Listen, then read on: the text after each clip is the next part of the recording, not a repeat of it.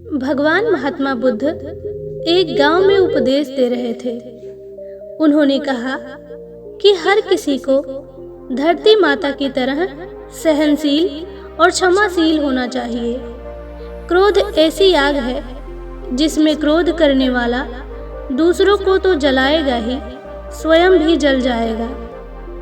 सभा में सभी शांति से बुद्ध की बातें सुन रहे थे, लेकिन वहां स्वभाव से ही अति क्रोधी एक ऐसा व्यक्ति भी बैठा हुआ था जिसे ये सारी बातें बेतुकी लग रही थी। वह कुछ देर यह सब सुनता रहा और फिर अचानक ही आग बबूला होकर बोलने लगा, तुम पाखंडी हो, बड़ी बड़ी बातें करना यही तुम्हारा काम है। तुम लोगों को भ्रमित कर रहे हो। तुम्हारी ये बातें आज के समय में कोई मायने नहीं रखती। ऐसे कई कटुवचनों को सुनकर भी बुद्ध शांत रहे। उसकी बातों से ना तो वह दुखी हुए और ना ही कोई प्रतिक्रिया दी। यह सब देखकर वह व्यक्ति और भी क्रोधित हो गया और वह बुद्ध के मुंह पर थूककर वहां से चला गया। अगले दिन जब उस व्यक्ति का क्रोध शांत हुआ तो वह अपने बुरे व्यवहार के कारण पछतावे की आग में जलने लगा और वह बुद्ध को ढूंढते हुए उसी स्थान पर पहुंचा। पर बुद्ध कहाँ मिलते। वह तो अपने शिष्यों के साथ पास वाले एक अन्य गांव में निकल चुके थे।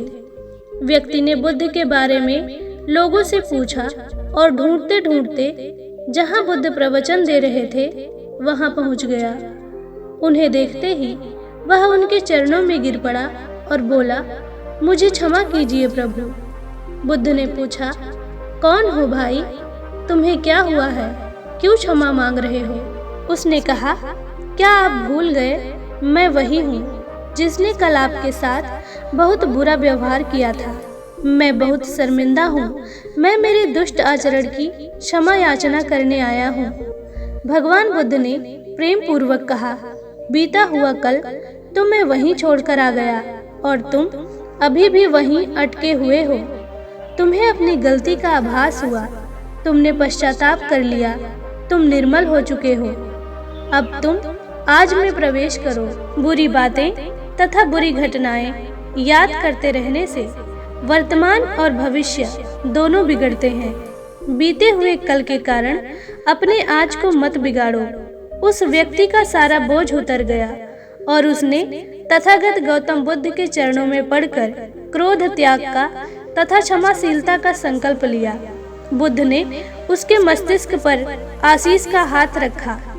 उस दिन से उसमें परिवर्तन आ गया और उसके जीवन में सत्य व प्रेम की करुणा की धारा बहने लगी। इस कहानी की सीख यह है कि बहुत बार हम भूतकाल में की गई किसी गलती के बारे में सोचकर बार बार दुखी होते हैं और खुद को कोसते हैं।